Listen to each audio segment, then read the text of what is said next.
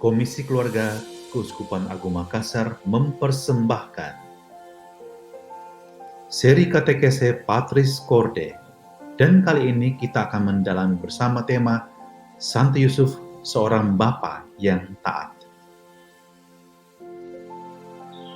Salah satu hal yang unik dalam kisah Santo Yusuf adalah Allah menyatakan rencananya kepada Santo Yusuf melalui mimpi. Dapatkah Anda membayangkan pergumulan yang dialami oleh Santo Yusuf? Bagaimana dia harus menjelaskan tentang kehamilan Maria? Dia adalah pribadi yang tulus hati dan hendak menceraikan Maria secara diam-diam karena tidak ingin mempermalukan Maria di depan umum.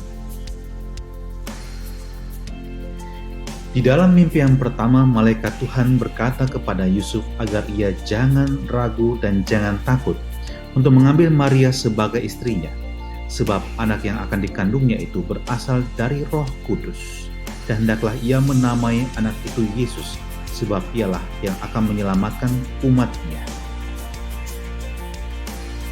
Setelah bangun dari tidur, Yusuf melaksanakan apa yang dikatakan oleh malaikat Tuhan kepadanya, dan ketaatan memungkinkannya untuk mengatasi kesulitannya dan menyelamatkan Maria.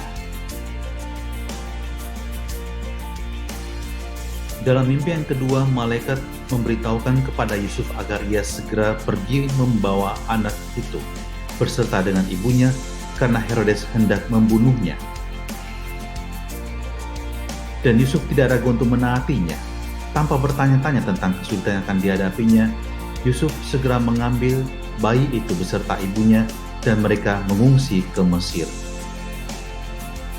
Dalam mimpi ketiga, malaikat memberitahukan kepadanya bahwa mereka yang mencoba membunuh anak itu sudah mati dan memerintahkannya untuk bangun, membawa anak itu dan ibunya bersamanya dan kembali ke tanah Israel. Ia sekali lagi menaati tanpa ragu-ragu. Yusuf pun bangun, diambilnya anak itu serta ibunya dan mereka pergi meninggalkan Mesir, kembali ke Israel.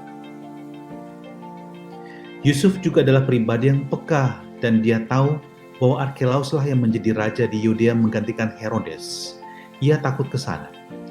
Dan ia kemudian memutuskan atas nasihat yang diberikan kepadanya dalam mimpi, dan itu berarti mimpi yang keempat, pergilah Yusuf ke daerah Galilea, di sana ia pun tinggal di sebuah kota yang bernama Nazaret. Di setiap keadaan Yusuf menyatakan fiat-nya sendiri, seperti fiat Maria pada kabar sukacita dan Yesus di Taman Getsemani.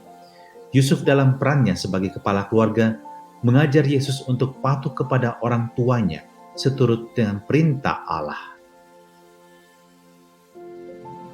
Di bawah bimbingan Yusuf, Yesus belajar melakukan kehendak Bapanya, bahkan pada saat paling sulit dalam hidupnya yang dialami di Getsemani, bahkan hingga taat sampai mati, bahkan sampai mati di kayu salib.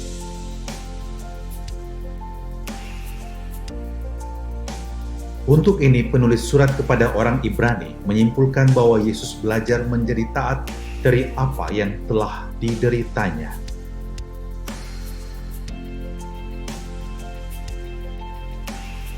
Melalui peran kebapaannya, Yusuf dipanggil oleh Allah untuk melayani Yesus yang menjadi pelayan keselamatan.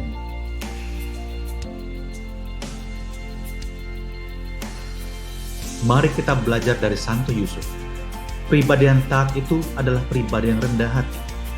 Dia tidak menonjolkan diri, bukan omong doang, tetapi hard worker. Dia tidak pamer dan tidak sombong. Pendengar yang baik juga terhadap kehendak Allah. Pribadi yang taat itu setia, tekun, dan ulet. Kunci ketaatan adalah kerendahan hati.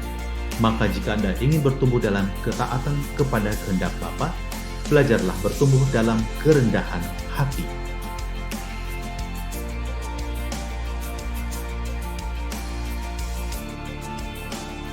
Gereja mengajak kita dari tanggal 19 Februari hingga 19 Maret untuk berdevosi kepada Santo Yusuf. Maka kami menyediakan doa dan juga renungan tentang Santo Yusuf yang dapat Anda download melalui QR code berikut ini.